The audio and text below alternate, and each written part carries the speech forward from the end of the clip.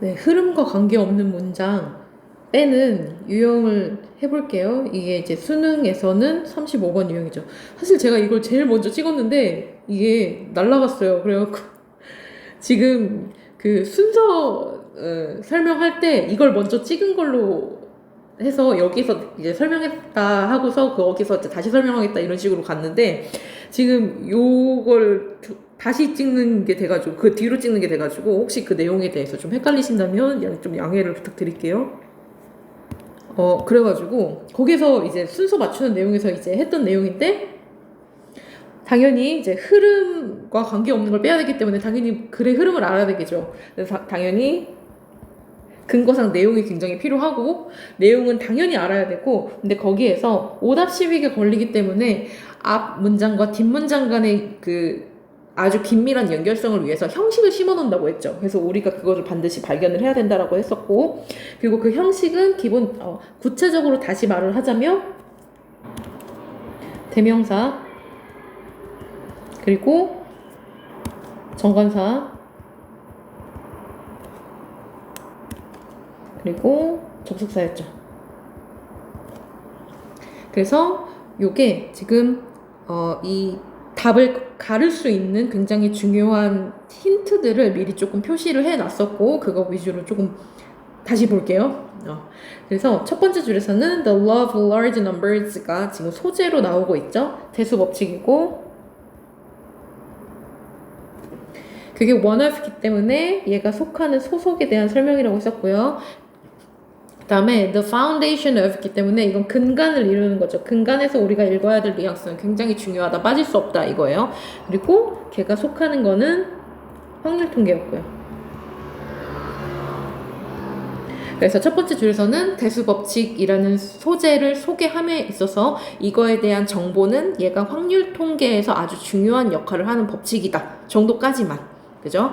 그거를 알았었고 그 다음에 이제 it guarantees that 했을 때 우리가 읽을 때 it 가주어 대진주어 요거를 생각하기 쉽지만 그거는 읽어보고 판단을 해야 되는 거예요. 그래서 보니까 it guarantees that 그게 보장하는 내용은 담보하는 내용은 over 시간이니까 동안이죠. 그게 장기간이 이루어졌을 때, 즉 단기간이 아니고 이제 좀 긴 시간이 확보가 됐을 때 future event, 앞으로 일어날 수 있는 사건이 가지고 있는 그 사건의 결과, 앞으로 일어날 사건의 그 결과가 예측이 가능하다는 거죠. 근데 그 예측의 가능 정도가 굉장히 이성적이고 합리적인 정확성 정리 좀 해볼게요. 자, 그러면 우리가 여기에서 우선 정보로 읽어야 되는 거는 이거예요. 대수 법칙 때문에 가능한 인과이자 효용이 되는 거죠. 대수 법칙 때문에 예측이 가능해진다. 당연히 예측하는 거는 앞으로 무슨 일이 일어나는지 아직 벌어지지 않은 사건의 결과예요. 앞으로 무슨 일이 벌어지겠다라는 예측이 가능한 거고 근데 그것도 굉장히 뭔가 이 확률이 후진 게 아니고 reasonable, 즉 reasonable이라고 하는 거는 우리가 그냥 guessing을 하거나 assuming을 하는 게 아니고 그냥 speculate를 하는 게 아니고 이성적으로 논리적으로 따져봤을 때 굉장히 근거가 높다라는 거죠. 그래서 정리하자면 대수법칙으로 나올 수 있는 인과와 효용은 앞으로의 일어날 사건의 결과에 대해서 굉장히 정확하게 예측이 가능하다. 요거까지가 지금 이 문장까지 나온 거예요.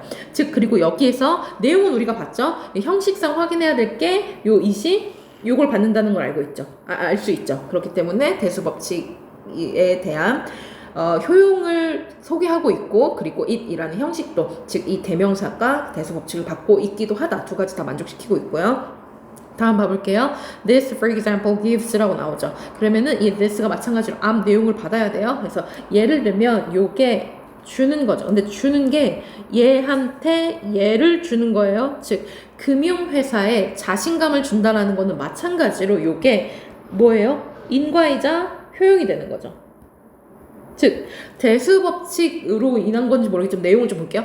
이 this로 인해서 금융회사는 자신감을 얻게 된다라는 거고 그 자신감의 내용은 set prices, 가격을 측정을 하는데 그 가격 측정이라는 것은 for insurance, 보험인 거죠. 그러니까 금융회사이기 때문에 뭐 보험을 파는 거죠. 그래서 보험을 얼마로 측정을 해야 되는지, pension product 그 연금 상품은 어느 정도로 측정을 해야 되는지 굉장히 자신감 있게 알 수 있다는 거죠. 즉 요게 뭐가 되는 거냐면 for example도 나왔지만 future events가 되는 거예요. 요거 자체가. 그죠? 앞으로 내가 보험금을 주게 될까? 그걸 얼마를 뭐 배당금을 주게 될까? 이렇게 되면 이게 future event가 되는 거고, 그거에 대해서 이 결과에 대해서 굉장히 자신감 있게 이 측정 정할 수가 있게 된다라는 거죠. 그래서 요거는 첫 번째 예로서 금융회사가 대수법칙으로 인해서 가질 수 있는 효용이기 때문에 마찬가지로 이 this가 대수법칙을 받고 있고 그 내용과 this가 즉 내용과 형식이 모두 다 만족을 하고 있다라는 거죠.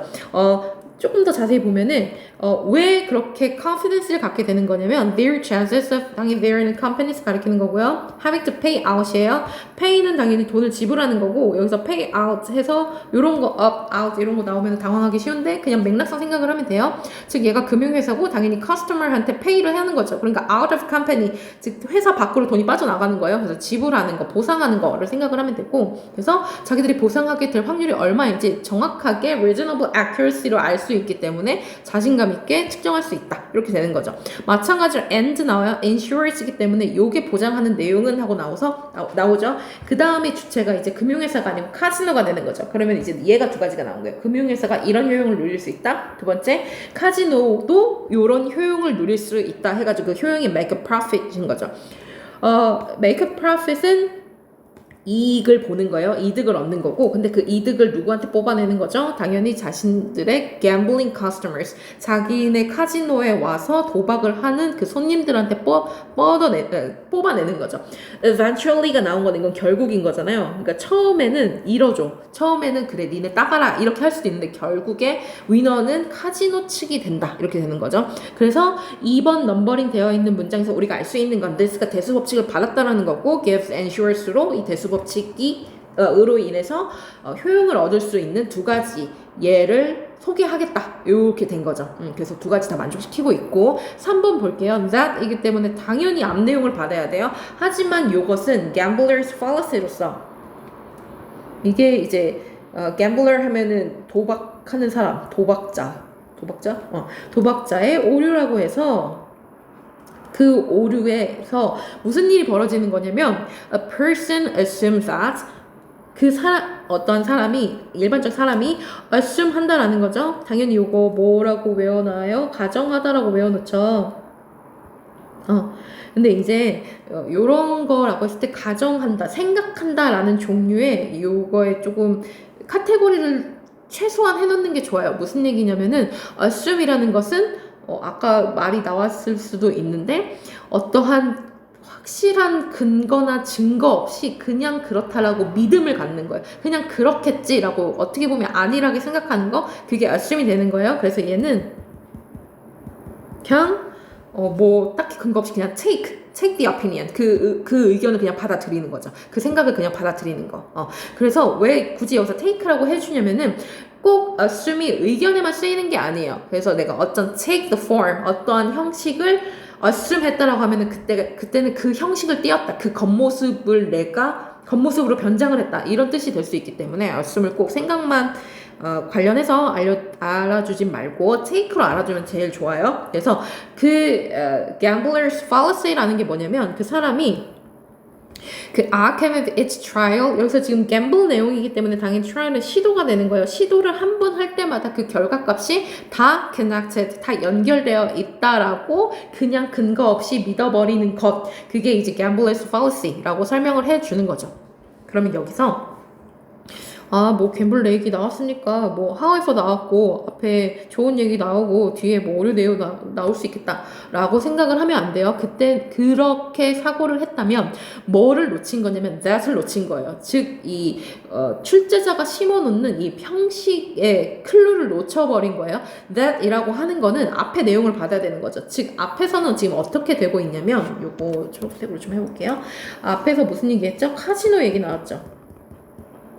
카지노는 즉 뭐냐면은 그 도박을 하는 회사예요. 그리고 나서 그 회사가 당연히 고객한테서 이득을 얻는다가 되는 거죠. 근데 뒤에 지금 무슨 얘기하는 거냐면 그게 라고 해놓고서 도박자의 오류라고 해요. 당연히 이 gambler는 앞에 customers를 가리키는 거예요. 그죠? 그래서 뭐 customers fallacy라고 할 수도 있는 거고 근데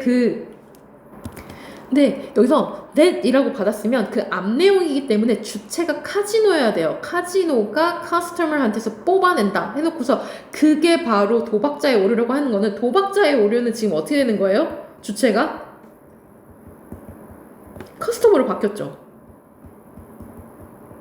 즉 이거는 도박을 열어주는 사람인 거고 도박판을 벌이는 회사인 거고 요거는 도박을 하는 사람인 거잖아요. 그러면은 지금 that이라고 했으면은 카지노의 주체를 유지를 해야 되는데 뒤에서는 that이라고 받아놓고 갑자기 주체를 바꿔버려요. 그리고 주체가 도박자인 거고 이건 도박자가 실수하는 잘못 가정해버리는 오류다라고 설명을 해버려요. 그래서 카지노, 갬블, 도박이라는 어떤 키워드는 묘하게 겹칠 수도 있지만 지금 이 사건을 담당하는 주체가 바뀌는 거죠. 그래서 이거는 절대 that으로 받을 수가 없어요. 앞은 카지노고 뒤에는 도박을 하는 카지노에서 도박을 하는 소비자를 가리키는 거기 때문에 이해가 되나요? 그리고 반드시 알아야 될 게 이런 문제에서 선지를 오답률이 높아지게 아니면 선지를 구성하는 가장 기본 중에 하나가 이런 식으로 주체를 바꿔버리는 거예요.